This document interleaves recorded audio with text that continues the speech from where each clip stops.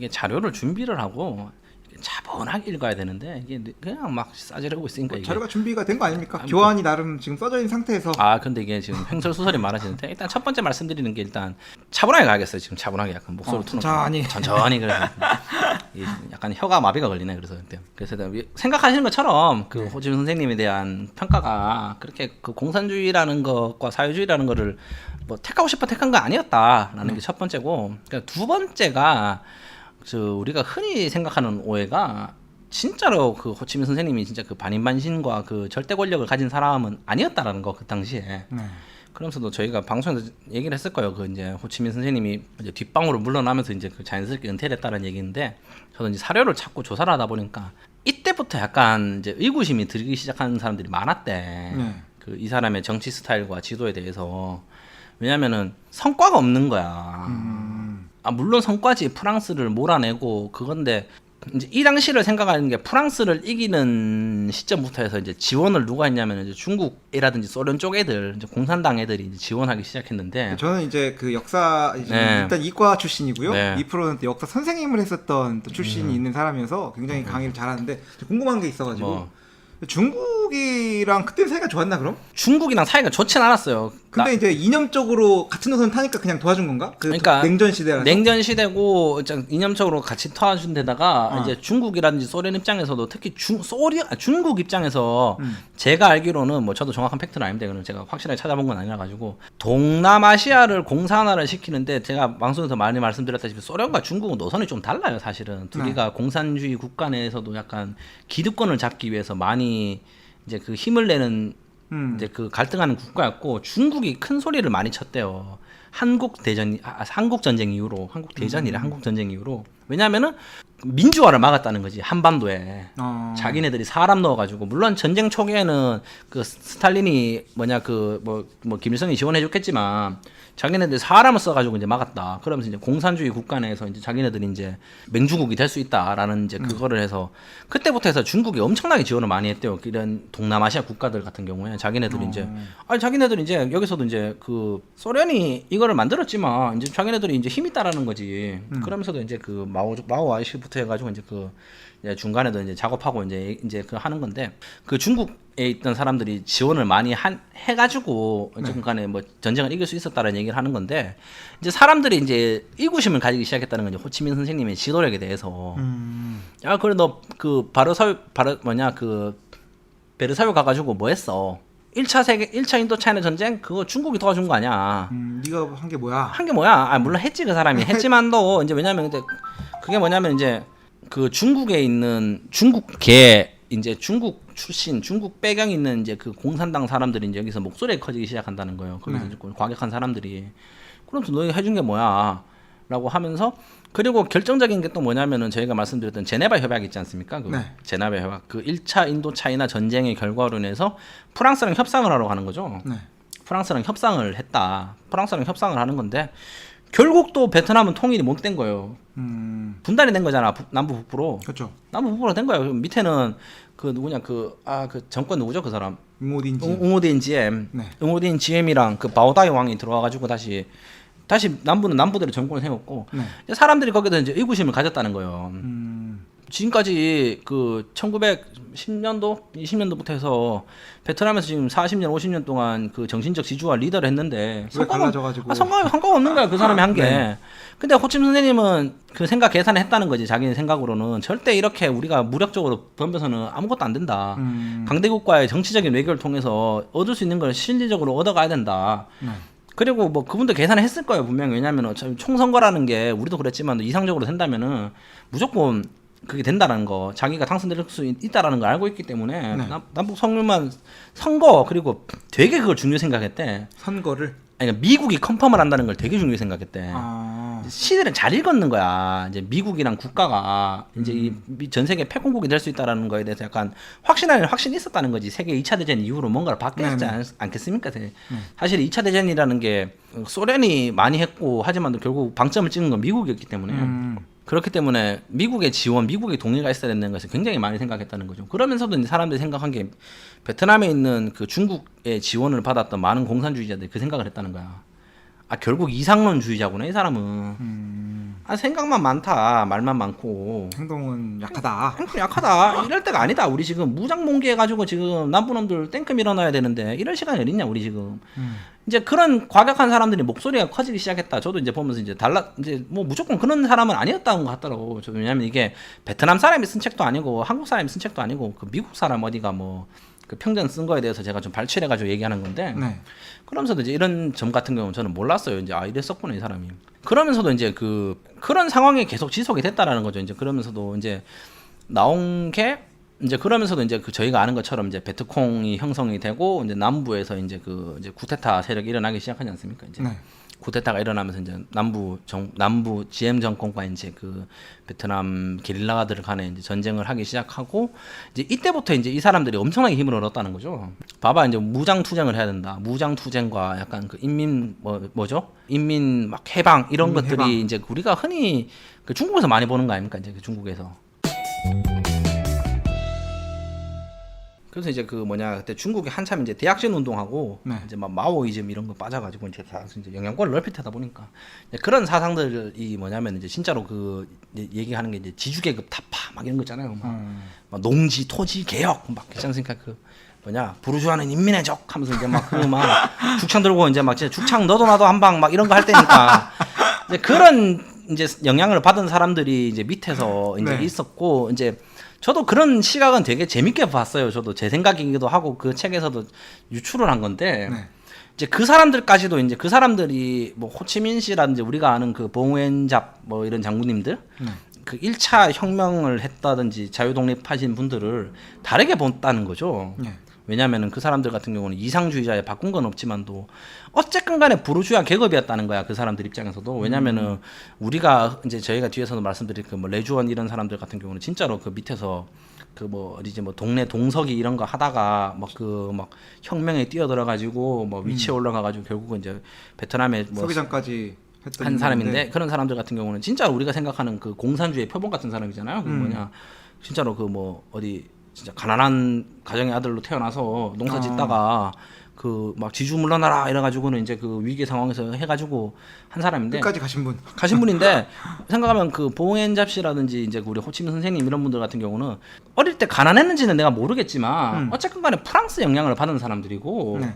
어쨌건 간에 그런 사람들 아닙니까? 제가 알기로는 유학파 아닙니까? 네. 봉엔잡 선생님 같은 경우는 제가 알기로는 프랑스 유학도 갔다 오고 독립운동을 하시기 전에는 그런 것도 한 걸로 제가 기억하거든요. 프랑스어 선생도 하시고 교사도 하시고 그러면서도 되게 어떻게 보면 엘리트인데도 이제 공부를 받고 학업을 가진 이제 엘리트인데도 이제 그런 분들이 이제 자유와 독립을 위해서 이제 이제 혁명에 뛰어든 이런 성격. 네. 이죠. 예를 들면 우리가 흔히 아는 체게바라 이런 사람들이 보면 예전에 엘리트들 있잖아요. 그 사람 의상가 그랬을 거 아니야 옛날에 아마. 네.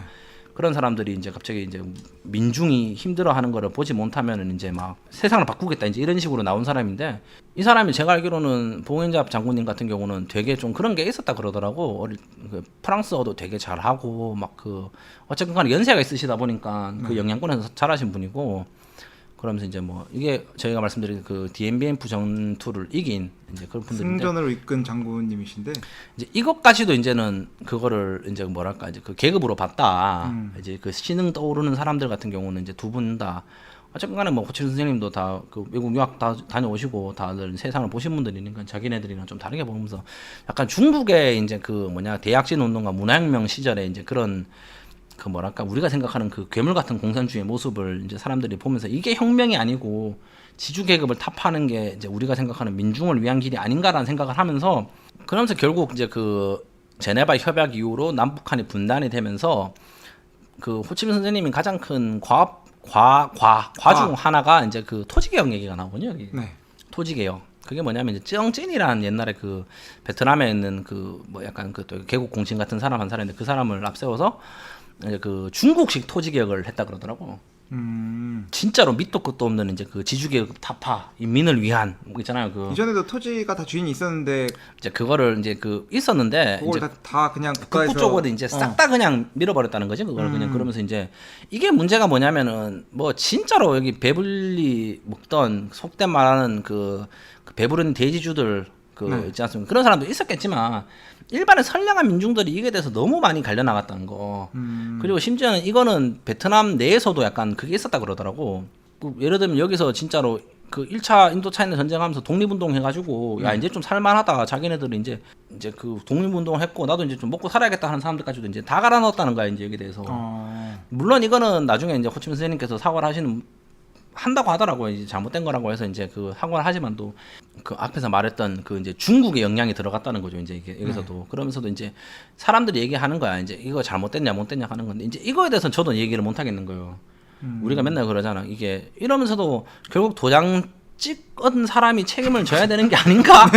라는 생각도 드는데 이제 말씀드리자면은 이제 이것도 컨펌한 만큼 이제 이 시점부터는 제가 봤을 때는 이제 호치민 선생님이 약간 그 이빨 빠진 호랑이 이제 뒷방으로 좀 물러나시는 조짐이는 이제 진짜 말 그대로 정신적 지주로서의 느낌만 있지 않냐. 진짜로 이제 실제로 이제 이때 실권은 말씀드렸던 이제 그 중국의 뒷배를 안고 있던 뭐랄까요 그 사람들. 이제 그러면서도 이제 우리가 생각했을 때 한국 사람들이 잘 모르는 이제 그 뭐 알 수도 있고 모를 수도 있는데 호치민 선생님은 과오 중 하나가 이제 이거라는 거죠. 토지개혁.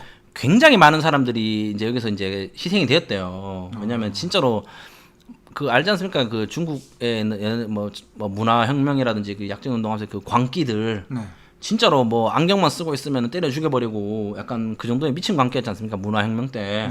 뭐 너 한자 읽을 줄 알면은 뭐 옛날에 뭐 진짜 그거 뭐 지식인 막 이래가지고 막 돌로 때려주고 했다도 막 그런 것들에 그거를 그대로 들고 들어와가지고는 약간 여기서도 피해 숙청했었다는 거죠 사람들이. 그러면서도 이제 이게 또 잘 알다시피 이런 혼란한 시기가 되면은 또 그런 게 있거든. 뭐가 있어? 그 정치적 정적을 제거하기 위해서 이런 걸 써먹는다는 얘기인 거야 정치인들은. 그렇죠. 나 마음에 안 들면은 이거 그냥 그거야 이거 지주합잡이야 이거. 이 부르주아 지주놈이야. 그럼 너 집에 죽창 들고 가는 거야 내가 그냥. 평소에 기분이 안 좋았어 내가 너랑 싸우다가 죽창 들고 가는 거거든. 이제 이런 거에 대해서도 이제 공과 과를 누가 따질 수 있냐 이제 이런 같은 경우 이제 판단을 이제 하셔야 된다는 거죠. 예를 들면은 결국은 마지막에 그 정찐이라는 사람을 이제 날린다는 게 이제 정치적으로 날렸는 게 아니고 내 알기로 이분은 계속 그 베트남 정계에서도 힘이 있으신 분이었는데 결국 그분 해임하시고는 이게 본인이 잘못됐다라는 걸로 해서 마무리를 짓긴 했지만도 근데 이거에 대해서는 충분히 문제가 있었다. 많은 사람들이 희생이 되었고 베트남 사람들이 이거에 대해서 엄청난 불만이 많았다. 예를 들면은 여기서 진짜로 자칫 잘못해서 남북통일이 실패했다고 하면 이제 여기서는 우리가 생각하는 역사책이 또 한 번 뒤집어지는 거다. 그렇죠. 지금 그러니까 우리가 저번 방송 찍은 거 있잖아요. 평생 살아도 모르는 것들 이런 것도 내가 방송에서 얘기를 안 했는데 결국 또 하게 되네. 못 물어본다는 거야 이거. 1900 몇 년도냐? 50년도 60년도면 분명히 이때 살아있는 사람이 있을 거거든 이거. 있죠 당연히. 60년 되면 있어요 사람들이. 네네. 분명히 지금 한 연세가 60년도 그때 20살 60 지금 막 80대신 분들 80대, 정도는 기억하실 거란 말이야. 이런 얘기 못 물어본다는 얘기야. 예를 들면 우리의 집 앞에서 그 분 파는 내가 분이 맛있거든 그 집이. 그 분목 그게 맛있어요. 하여튼 그 돼지 족발 등은 분이 맛있는데 그 파는 할머니가 한 70 정도 되셨을 거다. 75세 정도 70대 내 느낌상 그래요. 그분은 기억하실 거란 말이야. 이거 못 물어본다는 거지 내가 이거. 그러니까 이런 과도 분명히 존재를 했다. 그리고 분명히 존재를 한다라는 얘기를 또 한번 해보고 싶다. 토지개혁 같은 경우 물론 본인이 사과를 했고 책임을 지시진 했지만도 어쨌든 간에 다시 말씀드리자면 도장 찍은 사람이 문제가 있고 분명히 모르겠지만도 그거를 또 생각을 하셨을 거예요. 분명히 그런 정치적으로도 생각을 하셨을 건데 뭐 이런 과 같은 경우는 좀 우리가 이분을 평가할 때 좀 알아놓고 가는 게 좋지 않냐. 이거는 정치적인 사상을 떠나가지고라도 분명히 잘못된 거고 이게 황급히 거의 철수를 했거든요. 한 2년 정도 하다가 이거를 철수한 걸로 기억해요, 제가. 그게 뭐냐면은 진짜 실패했던 얘기거든, 이거는. 진짜 실패했던 얘기니까. 그냥 이런 것들에 대해서는 좀 생각을 할 필요가 있지 않냐라는 거. 뭐 여러 가지 면 하는 건데. 점점 방송이 산으로 가고 있어요. 무슨 얘기를 하는지는 모르겠네요, 제가 지금. 더통 내가 무슨 얘기를 하는지 모르겠어요.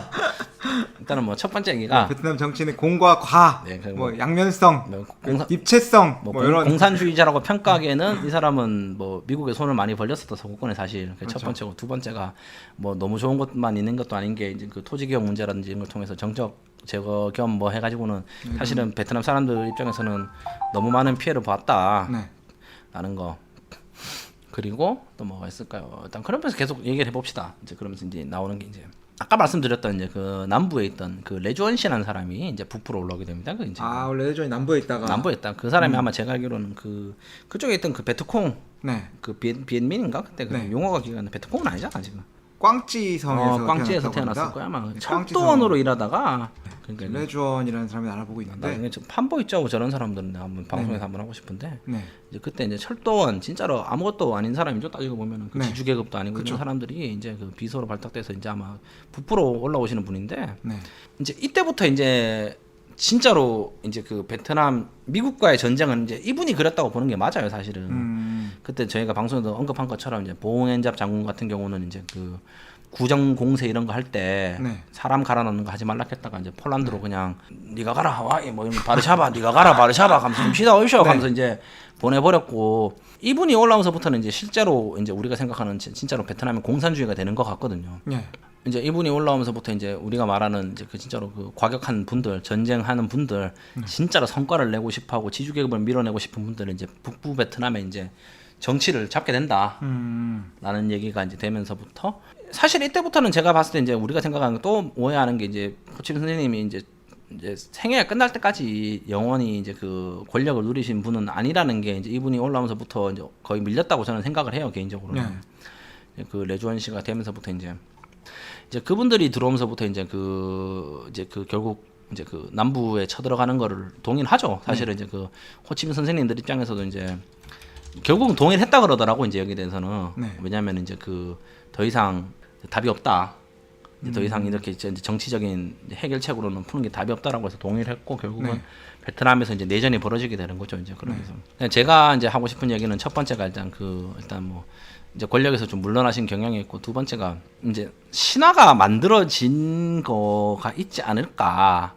우리가 생각하는 이제 그 호치민 선생님의 어두운 면도 있을 수도 있지만 그 모든 것들이 우리가 다 없어진 게 아닌가라는 얘기 하고 싶은 게 그런 얘기가 있더라고. 이것도 저희가 방송에서 한번 얘기했는데 호치민 선생님 자식이 있었다는 얘기가 있잖아요. 우리가 방송에 몇 번 언급을 했죠. 이거는 이건 저희 의견이 아닙니다. 제가 그 미제놈들이 쓴 겁니다. 혹시 감청을 하시더라도 다시 말씀드리는 게 미제놈들이 쓴 그 자서전에서 나온 얘기라 가지고 저희 의견은 아닌데 그런 얘기가 있더라고요. 이제 이런 얘기를 하면서 자식이 있으셨다. 있네요. 1대 서기장인가? 레주원 씨가 아마? 레주원 씨가 1대 맞을 거예요. 1대입니다. 아마. 1대 서기장. 그래서 이제 정친 씨, 요번에 아마 그분일 거고 보면 이제 농등마인 얘기 나오시네요. 도이머이 씨가 아마 도무어이. 도무어이구나. 일단 사람이 농등마인 씨 위에 올려봅시다. 실제로 자식이 있으셨다라는 얘기가 있어. 그렇죠. 근데 이거를 어디서 만나면은 이제 소련에서 호치민 선생님께서 이제 활동하실 때 이제 뭐 중국 왔다 갔다 하시고 소련 왔다 갔다 하시면서 거기서 이제 만나신 분을 통해서 자제가 있다라는 얘기가 있고. 두 번째가 이제 그 베트남이 이제 들어오셔가지고도 이제 그 뭐 만나시는 분이 있었다는 얘기가 있더라고. 사람이니까. 사람이니까 그 남자잖아요. 남자가 그렇죠. 뭐 게이 아닌다며. 게이면 또 남자 파트너가 있었겠지. 뭐 입양을 했던 간에 뭐 당연한 거 아닙니까 그거는. 옛날에 그 생각나네. 그 박준영의 32. 뭐야 그게? 몰라요? 몰라. 32가 뭐야? 박준영이 나이를 속였대. 6살 더 낮게 속였다고 했나? 근데 이제 그때 한국인이랑 사귀고 있을 때여가지고 당시에만 해도 아이돌이 그 연예인이 그 여자친구가 있거나 교제를 하면은 매장 수준이었다고. 매장 수준이었지. 옛날에 그 기억 안 나요? 막 그 옛날에 소속사에서도 그 사귀는 게 이제 터지면은 바로 이제 그 내보내고 그런 건데 그때 당시에는 그 사귀는 거 갖다가 그 뭐지? 그 뭐라고 하지? 기자들 놓고 기자회견을 했다네. 맞아. 그래서 이제 I'm 32, 내가 32살이라고 당연히 32살이면 여자친구가 있는 거 아니냐. 그렇지. 근데 이제 그 본인 말로는 이제 자기가 그 아이돌들이 그 연애라고 하나 그런 거? 연애지. 연애를 할 수 있는 그런 배경을 여는 게 되게 나아. 맞아. 이제 32. 재밌는 형인데. 하여튼 그러신 분인데 그거를 막았다는 거지. 뒤에서. 왜냐면은 첫 번째가 다시 말씀드리지만 그 베트남 정부 관계자 여러분들 이건 미지 앞잡이가 쓴 책을 바탕으로 하는 거라서 제 의견이 아닙니다. 근데 얘기하는 게 그게 되게 많았대요. 나중에 그 중국에 있는 그 여자를 보고 싶다라는 얘기를 되게 많이 했대 선생님께서. 그런데 첫 번째 중국 정부에서 협조를 안 했대. 보여주는 거에 대해서. 왜냐면은 중국과 베트남이 커넥션이 있다라는 거를 계속 이제 그 공산주의 사회에 이제 공표를 해야 되는 거야. 우리가 지금 이만 잘 나간다 중국이. 지금 봐봐 베트남도 지금 우리가 지금 이렇게 하고. 도와주고 있잖아. 한국 전쟁 우리가 막았잖아. 네. 도와주고 있잖아는 얘기가 있는데, 근데 이게 어쨌든 간에 호치민 선생님이 베트남에서는 정신적 지주 아닙니까? 이게 정치적으로든 뭐 문화적으로 사회적으로는 지주다는데, 그러니까 이 사람이 그 러시아를 통해서 그 공산주의를 배웠고, 네. 어쨌든 간에 그 당시에는 중국은 뭐 러시아도 아니었고 그때가 뭐 아마 청나라인가 뭐 이랬잖아. 그때 막 뭐 일본 지배받고 이럴 때니까 그때는 뭐 그들이 뭐 정신없을 때니까 러시아를 통해서 받아가지고 이제 그 과정에서 만난 사람을 통해서 이제 만난 사람이 여기 뭐 중국에 살고 있다 이런 얘기가 있었대. 근데 만약에 그 여자의 정체가 들통이 나면은 큰일 나는 거지. 결국 뭐 베트남 공산주의의 뿌리는 소련이 됐구나 이제 이런 얘기가 들릴 수 있으니까 그걸 철저하게 차단했다는 거야. 다시 못 만나게 하고 그 사람 없는 사람이라고 해가지고 절대 못 만나게 했다. 소문 안 나게 하려고. 두 번째가 뭐냐면 이제 사후에 이제 그 진짜로 반인반신을 만들어야 되니까 네. 그런 이제 그 인간적인 면이지만도 인간적인 면 많죠. 되게 이분 같은 경우는 진짜로 검소하게 살았고 말씀드렸다시피 담배 한 갑이 사치였고 평생에. 그리고 뭐 그런 얘기 많잖아요. 베트남 대통령궁에 지내라고 하는데도 자기는 그게 안 지내고 저기 낡은 그 청소부들이 그쵸. 사는 거기 집에서 지내고 막 반찬을 3개 이상 안 먹었대요. 왜 반찬을 더 안 먹냐고 하니까 이 반찬 하나 더 먹을 돈으로 뭐 인민들 위해서 뭐 해줘라. 좀 오바다. 오바긴 하지만도 근데 실제로 뭐 그런 모습을 그랬는지는 모르지. 그런 모습을 보였으니까 사람들이 존경을 하는 게 아니겠어 사실은. 그쵸. 뭐 예를 들면은 그렇지 않습니까? 전땡 뉴스를 아무리 본더라도 우리가 진실을 알거든. 그렇지 않습니까? 전땡 뉴스 가면서 뭐 이런 얘기를 하더라도 시간이 지나면은 그거는 뽀록이 나게 돼 있어요 사실은. 그 당시야 그런 프로파간다들이 먹혔겠지만 베트남도 지금 뭐 민주화까지는 아니지만 시간이 얼마나 지났어. 그거를 그리고 공산주의를 그 흠을 잡기 위해서 미제학자들이 얼마나 뒤를 뒤졌겠어요 사실 여기 들어와가지고. 그런데도 사실은 거기에 대해서도 별 의견이 없고 거기에 대해서 각주가 안 달리는 얘기는 실제로 그 사람은 진짜 검소하게 산 것 같아. 검소한 거 자체는 뭐 거짓이 없다. 거짓이 없는 것 같아요. 예, 그러면서도 뭐 소수민족 막 이런 것도 되게 융합을 하기 위해서 막 노력을 많이 했다고 그러더라고. 그 막 부족들 찾아가가지고 도와주십시오 막 이런 막 맨발로 가고 막 이런 것들을 보면 되게 그런 면들에 대해서 사람들이 존경을 하는 건데 이제 그런 것들을 너무 부각시키기 위해서는 그런 게 필요하잖아. 사실은 자식이 생기고 나면은 또 뭐 그 호치민 선생님이 뭐 유산이 있는지는 모르겠지만 또 그런 것도 뭐 해야 되고 좀 머리 아픈 길이 많아지니까 그 사람이 신성성을 위해서 그거를 아예 그냥 했다 그러더라고. 그러면서도 그 뭐 베트남에서도 만나시는 분이 있었다고는 하는 얘기가 들린다는데 그건 역시도 차단했대. 왜 저 사람은 신성해야 되니까. 신성해야 되니까. 그러면서도 이제 말씀드리는 게 이제 그 2차 인도 차이나 전쟁 같은 경우는 저희가 방송에서 한번 했다시피 이제 그 레주원 씨의 생각대로 흘러간 거죠. 결국 이제 우리가 생각하는 흔히 생각하는 그 공산주의의 나쁜 면 있지 않습니까? 이제 네. 사람 갈아 넣어 가지고 사상과 체제만 지킬 수 있으면 된다. 그리고 미제놈들은 결국 이게 무너질 거다라는 게 결국은 먹혀들었고 베트남은 이제 그 레주원 씨가 꽤 오래 하셨을 거예요. 15년, 16년? 거의 한 10몇 년 동안 거의 이제 10년 하셨네요. 네. 10년. 아니구나. 1960년부터 1916년 16년 꽤 오래 하시다가 86년이 이제 시점이 뭐냐면은 여기 도이머이잖아. 도이머이죠. 네. 이게 뭐냐면 도이머이가 우리가 생각하는 것처럼 경제를 바꾼다 이것도 중요한데 네. 이때부터 그 얘기가 나왔다잖아. 이제 베트남에서 집단 지도 체제. 그렇죠. 지금 현재 베트남을 운영해가고 있는 뭐 우리가 말하는 저희가 생각하는 이게 호치민 선생님이 계속 말했던 거라는 게 한 사람이 이게 잡게 되면은 결국 이게 고인물이 되고 썩게 된다. 그렇기 때문에 여러 사람들이 통제와 균형을 견제와 균형을 통해서 이제 이끌어 간다는 게 이제 이때부터 확립이 됐다 그러더라고. 우리가 생각한다. 이게 도이머이는 내가 진짜 자료 찾기 어려운 게 나중에 또 찾아볼게. 도이머이 또 나오는데 이게 우리가 생각하는 것처럼 단순히 경제적인 경제 발전의 모티브를 제외하고도 정치적으로 되게 큰 격변의 시기였대요. 그게 뭐냐면은 결국 저 레주원이란 분은 16년 동안 이제 진짜로 반인반신의 위치에 올라섰고 그런 자신의 반인반신적인 이제 그 권력을 유지하기 위해서는 이제 일부는 신화로 만들어야 되는 거야. 그렇기 때문에 아까 말씀드렸던 이제 그 결혼 이야기 이거는 진짜로 아닌 말고인데 다시 말씀드리지만 그 미제놈들이 쓴 책에 의하면 실제로 자식도 있었지만 이런 게 다 없어졌다. 그냥 싹둑싹둑 다 잘렸다. 라는 얘기 이런 것도 이제 좀 우리가 한번 좀 생각해 보지 않을까 이 사람의 면에 대해서. 그러면서도 좀 진짜 생각이 많이 들더라고요. 그러면서도 아까 제가 얘기했는데 그 실제로 돌아가신 날도 바꿨대. 그 말 아까 저도 그거 이제 새로 듣고 좀 신기했는데 이것도 이거 뭐 미제놈들 얘기입니다. 다시 말씀드리지만 베트남이 9월 2일이 네. 그 독립기념일 국경일이거든요. 네. 그래서 호치민 선생님께서 네. 그 호치민 광장이 아니고 바딘 바딘 광장에서 독립을 선포했었던 날이 오. 9월 2일인데 또 기가 막히게 9월 2일이 호치민 선생님이 또 돌아가신 날이라고 또 그렇죠. 얘기를 해서 네. 저랑 생각할 때 9월 3일쯤 돌아가셨으면 뭔가 뭐, 한 이틀 정도 연휴가 되지 않았을까. 뭐 저희가 농담삼아 얘기 많이 했잖아요. 그렇죠, 했었죠. 네. 근데 이걸 얘기가 이제 근데 돌아가. 이제 2% 말 따르면 2% 말은 아니지. 그것도 미제압점에 따르면 9월 3일이 맞는데 이걸 또 독립기념일과 또 일치시키기 위해 하루 땡겼다. 그 신성성을 위해서 이걸 땡겼다라는 얘기하고 그리고 또 이분의 유언이 있죠. 유명한 유언이. 자신의 그 시신을 절대 어디 매장하지 말고 그쵸. 3등분이 아니죠. 그 화장한 다음에 3개로 나눈 다음에 남부, 북부, 중부. 그다음에 묻힌 위치에 대해서는 정확하게 아무도 말을 하지 말라. 그 대신에 그 묻힌 위치에 나무 한 그루 심어주고 네. 그냥 조그만 공원은 아니고 쉼터 하나 만들어서 오가는 사람들 앉아서 쉬어가게만 해달라. 이 사람이 실제 유언이었다는 거예요. 그런 유언을 누가 또 했던 것 같은데. 그런 유언은 많이 하죠. 그쵸, 네. 근데 비극적이게도 호치민 선생님은 돌아가시고 그렇게 못했죠. 그렇죠. 지금은 바딘 광장에 묻혀 계시지 않습니까? 이게 보면. 그렇죠. 바딘 광장에 그 호치민 그 묘소가 있죠. 묘소가 네. 있죠. 네. 이게 뭐냐면은 이게 이런 걸 보면서 이제 신화를 만들어야 된다라는 거. 어쨌든 우리 그 구공산권 국가의 지도자들이 자신의 독재를 정당화하기 위해서 하기 위해서 이제 한 행동들이 이제 보면은 이제 1세대 이제 위대한 사람들을 다 이렇게 박제를 시키잖아요. 그러니까 박제라는 표현은 좀 그렇긴 한데 네.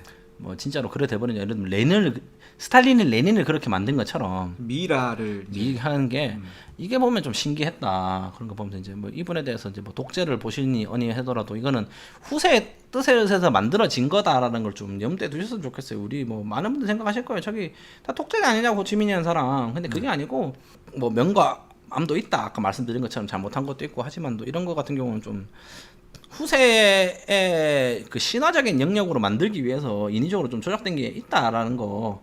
라는 게 이건 뭐 이제 앞잡이 얘기지만 뭐 실제로 그런 경향이 많은 국가에서 있었죠. 예를 들면 중국이 그랬고 소련이 먼저 그랬고 소련이 레닌을 그렇게 만들었고 중국이 마오를 그렇게 만들었잖아요. 지금은 좀 뭐 중국 좀 다르게 흘러가지만 근데 베트남 같은 경우는 조금 다른 것 같아. 그런 거 보면 이제 그 다른 특히 중국과 뭐 북한은 말할 것도 없고 그 유사 국가니까 걔들은 얘기 안 할 거고 내가 뭐 중국도 뭐 그렇긴 하지만 중국의 기류가는 좀 다른 것 같아.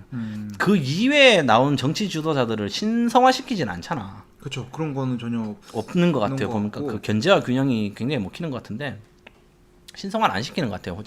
그럼 왜냐하면 이미 너무 돌이킬 수 없는 강을 건너버렸기 때문에 이 어르신에 대해서는 그러면서도 참 생각을 많이 들었어요. 제가 지금 횡설수설이 굉장히 길어지고 있는데 그 공산주의란 것이 굉장히 어떻게 뭐 선진 사상이었잖아요. 저희 시절에는. 당시에는 개혁적이고 뭔가 신선한 사상인데. 그쵸, 신박한 사상. 인데 야, 참 지금 생각한 게 그 사상을 움직인 거를 돌아가게 하려면은 믿을 수 있는 거를 줘야 되는구나라는 생각이 제가 들었거든. 상징적인 거를 만들어야 뭔가를 된다. 줘야 된다. 예를 들면 뭐 자 우리가 툭 까놓고 얘기해서 뭐 당신이 교회 성당 안 다닌다 생각하면 예를 들면 우리가 예수님이라는 존재가 없다라고 하면은 뭐 굳이 뭐 저거 왜 믿어 싶을 거 아니야. 그 뭔가 구심점이 없으면. 그렇죠. 구심점이 당연히 있어야지. 예를 들면은 우리가 다신교보다는 일신교가 훨씬 더 뭔가 발전된 종교라고 하잖아요. 종교학적으로는 따지고 보면 그렇잖아. 좀 내가 생각 좀 이상할 것 같아. 야, 이거 뭐 나무도 믿고 뭐 해도 믿고 달도 믿고 뭐 오만 거 다 믿는데 예를 들면 뭐 종교적으로 봤을 때 좀 이상할 거 아니야. 그치. 야, 뭐 달도 신이고 뭐 부엌신도 있고 부엌신도 있고 다 있다 하면 이상한데 근데 그게 뭐냐면은 이제 바뀐 모습이냐 그 뭐지 불교를 제가 딱히 종교라고 안 믿는 이유가 좀 그런 느낌인 것 같은데 뭐 열반에 들어가 가지고 사람이 예를 들면 뭐 될 수 있다 뭐 좀 그런 건 거잖아요. 저는 좀 종교를 안 봐요 개인적으로 뭐 견해가 있긴 하지만 예를 들면 뭐 유교를 종교를 안 보는 것처럼 예를 들면 그런 거 있잖아. 예수님 하느님 딱 뭐 하나가 딱 잡히면은 거기에 대해서 야 이분이 모든 권능을 가지고 있다 하면 믿기 싫거든 사람들이. 뭐 복잡하게 생각할 거 아니야. 예를 들면 태양신 깔끔하잖아. 깔끔하잖아. 예를 들면 뭐 내가 뭐 달의 신한테 뭐 빌어야 되고 태양신한테 뭐 빌어야 돼 이런 필요 없이 그냥 뭐 예를 들면 뭐 알라한테 빌면 다 해준대. 그런 확실한 구심점이 있어야 된다고 생각해요. 그 종교 사상에 대해서는 개인적으로 예를 들면 왕정은 왕이 그랬고 뭐 종교 영역으로 따면 종교가 그런 거고. 근데 자본주의는 그게 있잖아. 자본주의는 돈이 신이에요. 돈. 그 모든 게 다 돈으로 해서 나오잖아. 맞죠? 돈이 신이에요. 사실 우리가 뭐 정치 얘기를 하잖아요. 자본주의 정치에 대해서 뭐 좌가 어떠니 우가 어떠니 그것도 뭐 저는 결국 돈에 놀린 게 그 만문이즘 아닙니까? 물질 만능주의. 물질 만능주의 그 돈을 어떻게 분배하냐에 대한 뭐 얘기잖아. 예를 들면은 뭐 좌파 쪽에서는 공평하게 나눠주자. 뭐 없는 사람한테 좀 나눠주고 공평하게 나눠주자. 우파 쪽에서는 그런 거 없고 파이를 키우자. 뭐 간단하게 말하면 뭐 저희가 뭐 정치적으로는 그건 아니지만 결국 돈이라는 확실하게 믿을 수 있는 자본이라는 확실하게 믿을 수 있는 거를 얘기를 해줬는 건데, 근데 공산주의 같은 경우는 그게 아니다. 예를 들면 뭐 무조건 다 공평하게 분담하재. 사람들 뭐 능력도 모르겠고 그냥 뭐 좋은 거야. 그 뭐 유물론적 사상에 입각해 가지고 이제 뭐 모든 물질이 나왔기 때문에 그런 뭐 버려 가지고는 그게 뭐냐면은 이제 그 초기 공산주의 사상가들 같은 경우는 이상적으로는 그게 될 거라고 생각했을 거야 분명히. 네. 뭐 오늘 제가 갑자기 본의 아니게 또 간만에 밖에 나왔더니 전화가 많이 나와가지고. 전화가 오지 많이 오네. 갑자기 이상하게 오는데. 인기가 많습니다. 인기가 많습니다. 죽진 않나 본데. 네. 말씀드리는 게 초창기에 공산주의 사상가들은 그게 뭐 예를 들면 평등과 뭐 이런 걸 생각하면은 그런 걸로 사람의 마음을 끌 수 있을까 거라고 생각해요. 저는 개인적으로. 네. 이론상으로는 완벽하잖아. 이론상으로는 멋있지. 근데 사람이 생각했을 때 뭐냐면은 믿을 게 믿고 싶은 게 우리는 유튜브에서 얘기했잖아요. 네. 우리 그 뭐 고소 아저씨도 그렇고 사람들은 보고 싶은 걸 보고 믿고 싶은 걸 믿거든. 사실은 그런 사람들은 그거는 모든 사람들 속성인 것 같아. 뭐 돈이 많건 적던 정치적이 좌든 우든 뭐 다른 종교를 믿건 어쨌건 간에 사람들은 믿고 싶은 게 있어야지 거기에 대해서 구심점이 돼가지고 움직이는 건데. 그렇죠. 그렇기 때문에 이거는 100% 제 생각입니다. 저는 말씀드렸지만 종교학자도 아니고 정치학자도 아닌데 공산주의의 그 후대 사람들 처음에 뭐 레닌과 마르크스를 제외한 나머지 사람들 있지 않습니까? 자신들의 권력이라든지 그거를 정당화하기가 쉽지가 않거든.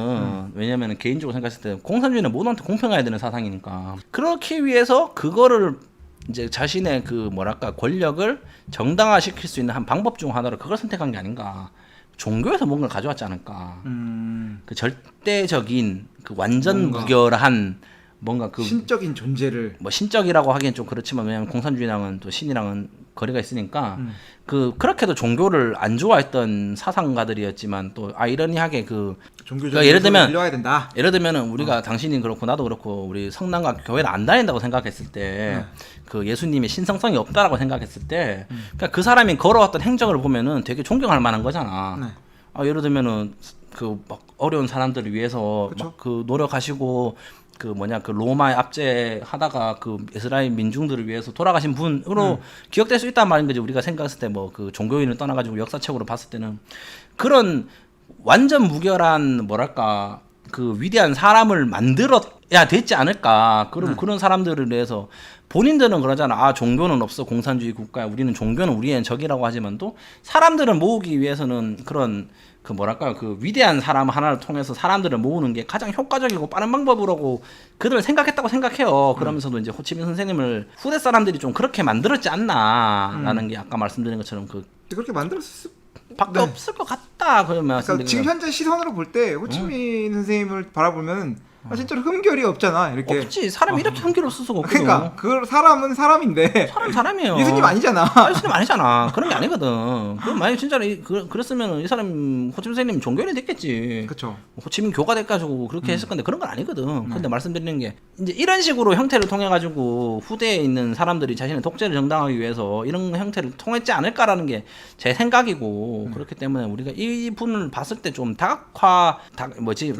입체적으로 좀 봤으면 좋겠다라는 거. 그래서 너무 그렇게 흥결 없는 분도 아니었고 그렇다고 해서 우리가 생각하는 것처럼 그 빨갱이라든지 막 그런 분도 아니었고 뭐 확실한 거는 진짜 그 뭐 사유재산에 대한 뭐 욕심이라든지 이런 거 같은 경우는 많지 않으신 분이라는 저는 생각이 되고 뭐 그렇습니다. 그래가지고는 뭐 오늘 방송 요 정도로 정리를 제가 한번 해볼까라는 거를 통해서 오늘 방송 요지를 얘기하면은 뭔가요? 이런 거 좋아하잖아. 세 줄 요약 이런 거. 뭐 개인을 볼 때는 상관없어. 뭐 내가 당신 평가하는데 뭘 당신이 그 뭐 엄사장이 이게 뭐 좋건 싫건 간에 그런 거 없거든. 그냥 우리가 일반 사람들이 평가할 때는 맞잖아요. 뭐 이러기도 하고 저런 놈이다. 뭐 이런 놈도 있고 저런 놈이다. 그럴 때 너무 그 뭔가 그 정치인들이라든지 그런 뭐 영역에 들어 역사적인 인물에 대해서는 한쪽으로 평가하려는 경향이 좀 큰 것 같아. 그냥 너무 그게 뭐 좌우가 옳고 또 진짜로 뭐 이상한 사람들이 있지. 내가 뭐 얘기했잖아. 우리 그 우리 누나 뭐 이런 사람들 나 진짜 그 사람 장점은 정말 모르겠거든. 내가 진짜 공정하게 생각하고 보려고 해도 진짜 예를 들면 모르겠어. 이게 뭔가 예를 들면 그런 거 있잖아. 친구를 지냈으면 어땠을까? 그런 거 있잖아. 재밌었나? 유머 감각이 좋나? 뭐 그럴 수 있지. 예를 들면 밥을 잘 사주나 나한테 뭐 이런 생각. 뭐 그런 거 있지 마. 잘 사주는 밥 사고 뭐 예쁜 전 예쁜 전 누나 뭐 좋지 밥 사주면 뭐 그런 건데. 그러니까 좀 너무 그렇게 청취자분들도 그렇고 뭐 다시 정리를 하자면은 오늘 횡설수설이 길었는데 첫 번째가 뭔가요? 제가 일단 뭐 고침 선생님은 우리가 생각하는 저는 그 빨갱이가 아니다. 이 사람은 뭐 여러 가지 일을 많이 했다. 근데 하다 보니까 이걸 취한 건데 그렇죠, 뭐 그렇다고 해서 뭐 이 사람이 그 공산주의였다 자였다는 거에 대해서는 뭐 변하지 않는 진실에 사실 역사는 결과가 말해주니까. 그렇지만도 조금 뭔가 뭐 우리가 생각해볼 거리가 있지 않을까? 그리고 두 번째가 뭐였지? 뭐였냐? 그리고 실제로 이 사람이 반신의 권력을 누린 건 아니었고 실제로 우리가 생각했을 때는 뭐 완결 처음부터 끝까지 막 그 권력을 지신 분이라 생각하는데 실제로는 그거는 아니었는 것 같고 제 생각에 여기도 계파 다툼이라든지 정치적인 알력 다툼에 의해서 말년에는 약간 정신적 지주로만 남으신 것 같다. 이런 거 같은 경우는 뭐 많은 분들이 그러시더라고. 야, 그 완전 물결은 독재가 아니었냐? 근데 꼭 그렇진 않은 것 같다. 뭐 이거 같은 경우는 좀 뭐 물론 뭐 생각해 보실 부분인 것 같고 세 번째가 뭐였지? 뭐 가족 문제라든지 이런 문제? 지금 현재 입장에서 보면은 그 박통 하고 비교하면 그런 게 아니잖아. 아니지. 권력을 누린 아니죠. 사실은 뭐 박통님 같은 경우는 뭐 공도 있지만도 과학적으로는 뭐 철저하게 그렇게 했잖아요, 사실은. 그렇죠. 그분 같은 경우는 물론 뭐 그런 생각도 해봐요. 뭐 결과는 없겠지만도 호치민 선생님이 조금만 연세가 어리셨고 그 당시 사실 연세가 많았잖아요. 그리고 했는데도 뭐 좀 더 통일이 빨리 됐고 뭐 했으면은 또 그러면 또 뭐 길이 어떤 길로 갔을지는 몰라. 예를 들면은 뭐 박통이 그때보다 좀 더 나이 많고 뭐 그렇잖아요. 예를 들면 뭐 힘 좀 빠져 있고 남북 통일했으면은 또 다른 시각이 됐을 수도 있단 말인 거지. 그 뭐 너무 가정으로 따는 거니까 그렇긴 하지만도 뭐 예를 들면 그런 거를 생각하면은 뭐 좀 뭐 너무 그렇게 뭐 무소불위의 권력을 누리신 사람 아니었다 우리 생각하는 것처럼 실제로 이런 것들이 피드백이 있더라고. 막 그런 거 보는 거예요. 제가 말씀드린 거. 또 말씀드린 게 가족 같은 얘기들 있을 수도 있다. 이거는 미지 앞잡이 의견이다. 내 의견은 아니지만. 오늘 전체 모든 방송은 미자 앞잡이의 내용을 근거로 해서 하는 겁니다. 이거는 찾아보면 나옵니다. 그 호치민 평전으로 해가지고 이름 성함이 기억 안 나는데 그거 바탕으로 한 거기 때문에 그러니까 그런 것들 예를 들면 가족이 있었을 수도 있다. 근데 그거 같은 경우는 좀 지워진 경향이 있다라는 것들 뭐 만나는 사람들부터 해가지고 좀 있었다. 뭐 실제로 그렇다고 하더라도 그 누님을 만나기가 되게 힘들었대.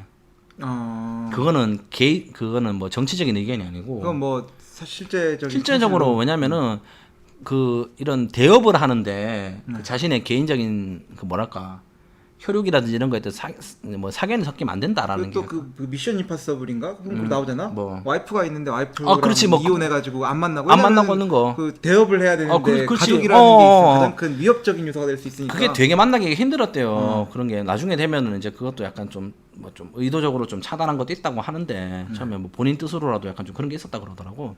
예를 들면 그런 것들 소수 특히 1인이 힘을 잡게 되면은 그 문제가 될 수 있는 소지에 대해서는 충분히 경계를 했다. 그렇기 때문에 그 유언 자체도 그렇게 남겼는 게 아니었을까. 자신을 그러니까 그런 거 있잖아. 제가 말씀드리는 자꾸 그 뭐 여러 군데에 묻은 위치를 알지 못하게 하고 이제 이런 것들이 뭐냐면은 어쨌든 간에 그 한 장소가 이제 확정이 되고 거기에 이제 신성성이 부여되기 시작하면 사람들이 이제 이제 그거를 시점으로 모이기 시작하잖아. 예루살렘이 그랬고 뭐 예를 들면 그렇잖아요. 사실은 뭐 그런 것들 뭐 예를 들면 뭐 예수님 돌아가신 위치 몰랐으면은 그렇잖아. 찾기 힘들었을 거 아니야. 그 뭔가 특정된 장소가 있었으니까 이제 거기에 대해서 사람들이 모이기 시작하고 이제 하는 건데 그거를 그 후대의 정치가들은 너무 잘 알고 있었는 것 같아. 역사를 통하는 교훈인지 뭐 그들이 경험적으로 체득한 건지는 모르겠지만도. 호치민 선생님은 시진핑 주석이 아니었다. 뭐 그렇죠. 그러면서도 좀 그런 것들에 대해서는 좀 여러 가지 면이 있다라는 거. 그러면서도 좀 뭐 청취자분들도 그러고 생각을 좀 열렸었으면 좋겠어요. 지금 최근에도 이걸 지금 결국 방송이 결국 내용 없이 흘려갔는데 그 뭐 이번에 뭐 시장님 돌아가신 거라든지 뭐 장군님 돌아가신 거라든지 뭐 있지 뭐 돌을 던질 수도 있고 뭐 욕을 할 수도 있고 칭찬할 수도 있지만도 공대로 과대로 너무 입체적으로 뭐 양비론일 수도 있지만 뭐 굳이 그럴 필요까지는 없지만도 근데 다른 쪽에서 맞는 얘기한다 싶으면은 좀 귀 기울일 수 있는 자세 정도를 갖추는 게 참 좋지 않겠냐라는 뭐 이상한 결론은 있나 지금 하여튼 좀. 오늘 방송 내용이 좀 길어졌는데 하여튼 뭐 쓸데없는 얘기라 가지고 들으실 필요 없고요. 그냥 지금까지 들었으면 다 들었는데 지금. 하여튼 뭐 그렇습니다. 하여튼 좋습니다. 또 어렵네요. 간만에 또 하여튼 이 프로 역사 특강 오늘 되게 잘 들었는데 준비하는 척을 해서 좀 준비하는 걸 척을 한번 해보려고 했더니 쉽지 않다 이게. 다시 한번 저는 꼭 다시 들어봐야 될 것 같습니다. 하여튼 뭐 헛소리가 길었는데 죄송합니다 일단. 네, 오늘 하여튼 방송 지금까지 들어주신 분들 감사드리면서 네. 또 방송에 대한 의견 있으시면 언제든 댓글로 네. 또 요즘 들어서 이제 댓글이 좀 뜸해요. 그 팟캐스트 그리고 이제 유튜브로 댓글 달아주시고 또 의견 주시면은 적극적으로 의견 개진해드릴 수 있도록 하겠습니다. 엄민님께서 많이 달아주셔가지고. 아, 네. 감사드립니다. 엄씨여서 그러신가? 모르죠. 하여튼 감사드리면서. 이 친구 음식 안 할 수도 있잖아 근데. 아, 그렇지. 내가 이 시간 할 수도 있고. 그건 아닙니까? 네, 오늘 하여튼 방송 들어주셔서 감사드리면서 오늘 방송 여기서 마무리하겠습니다. 네. 안녕. 감사합니다.